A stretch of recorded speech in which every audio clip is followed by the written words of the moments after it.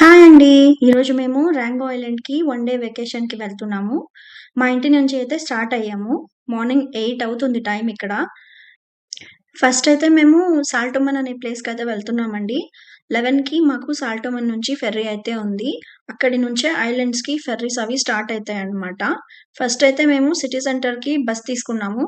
అక్కడి నుంచి సాల్టోమన్‌కి ట్రామ్‌లో వెళ్ళాలి.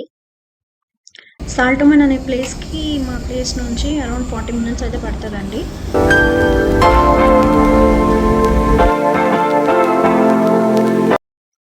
Finally we are at the terminal అండి.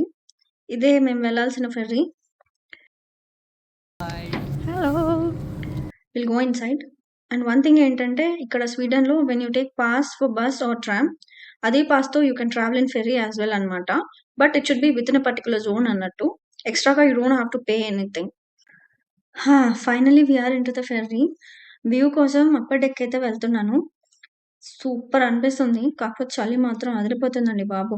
ఒక 40 మినిట్స్ పడతది ఐలాండ్‌కి. కానీ ఎక్స్‌పీరియన్స్ అయితే మాత్రం సూపర్‌గుందండి. ఫాస్ట్‌గా కొన్ని స్నాప్స్ అయితే తీసేసుకున్నాము. ఫైనలీ ఐలాండ్‌కైతే రీచ్ అయిపోయామండి. అండ్ ఇప్పుడు కొంచెం అలా ఎక్స్‌ప్లోర్ చేద్దాము. ఈ ఐలాండ్ అయితే చాలా చిన్నదండి. కొన్ని వ్యూ పాయింట్స్ అవి ఉన్నాయంట. కొండ మీదకి అలా వెళ్ళాల్సుంటది. So, we are going to some view point now. And this is some view point అంట.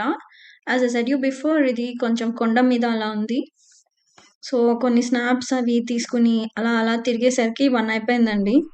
అండ్ వన్ మోర్ థింగ్ ఏంటంటే this is like no vehicle island అంట. అంటే ఇక్కడ ఎవరి దగ్గర బైక్స్ కానీ, కార్స్ గానీ ఉండవు. ఓన్‌గా బోట్స్ ఉంచుకున్నారు చాలా మందిక్కడ. వీళ్ళ మెయిన్ ఆక్యుపేషన్ అయితే ఫిషింగే అంట. అండ్ ఇక్కడ ఒక సూపర్ మార్కెట్ కూడా ఉంది. డ్రింక్స్ ఏమన్నా దొరుకుతాయేమో అని సూపర్ మార్కెట్‌కి వెళ్ళి అలా చూసి వచ్చాము. ఇక్కడ కొన్ని రెస్టారెంట్స్ కూడా ఉన్నాయండి. బట్ ఓన్లీ 1 రెస్టారెంట్ అయితే ఓపెన్ ఉంది. లోపలికెళ్తున్నాము రెస్టారెంట్ లోపలికి.